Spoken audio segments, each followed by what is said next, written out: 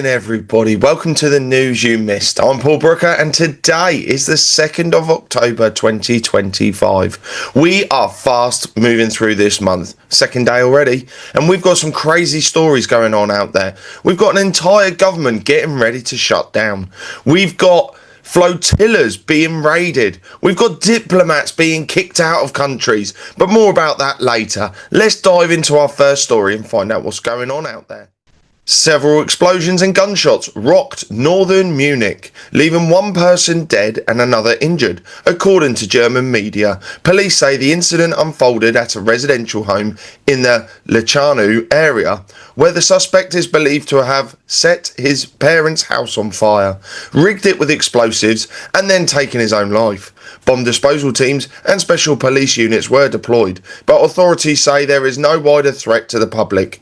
Officials confirm the incident is not connected to Oktoberfest, which is currently underway in the city. The White House has warned that mass layoffs of federal workers could begin within 2 days as the US government shutdown drags on.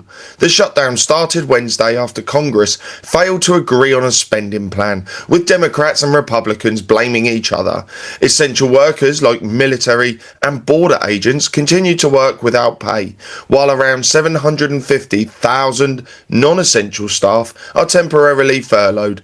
Negotiations remain stalled, and officials say the longer the shutdown continues, the greater the risk of permanent job losses and economic disruption. And this story means something to me because I had the opportunity to interview the wonderful person. Former Mesa County Clerk Tina Peters has released an emotional update as she nears 1 full year behind bars. Peters, who says she's been imprisoned for exposing election misconduct, calls herself a political prisoner and claims Colorado had no jurisdiction to indict or imprison her under federal law. She's urging the Department of Justice to intervene, saying her constitutional rights are being violated.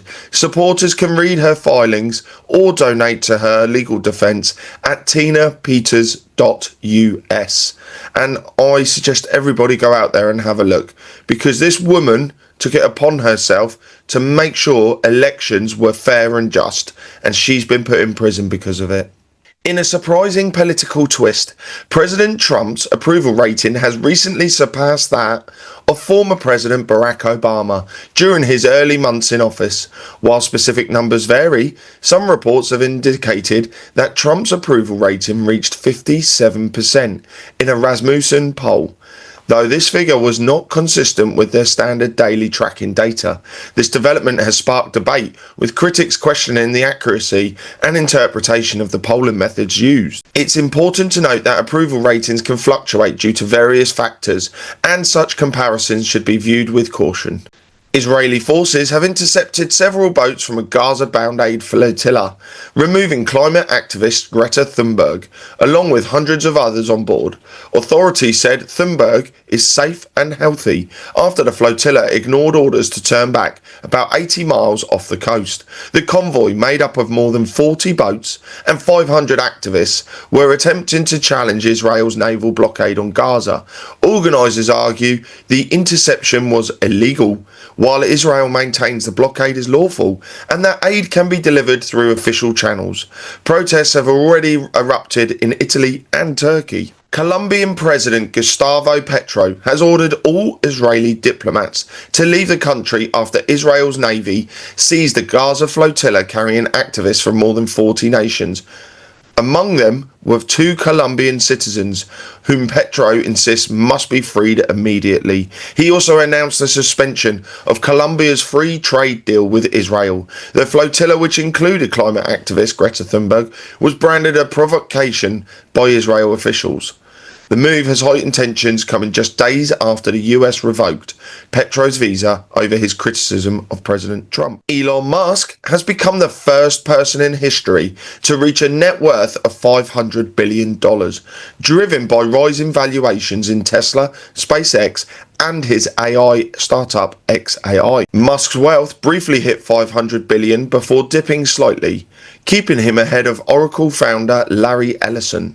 Tesla shares have surged over 20% this year, reflecting investor confidence as Musk focuses on his businesses. He could earn a pay package worth over $1 trillion if ambitious targets, including AI and car sales milestones, are met over the next decade. Florida's chief financial officer has uncovered $1 billion in fraudulent spending across 5 countries, including Orlando, Jacksonville, Tampa, Albuquerque, and Broward. He warns that any city planning tax hikes or ballot measures will face scrutiny from his office.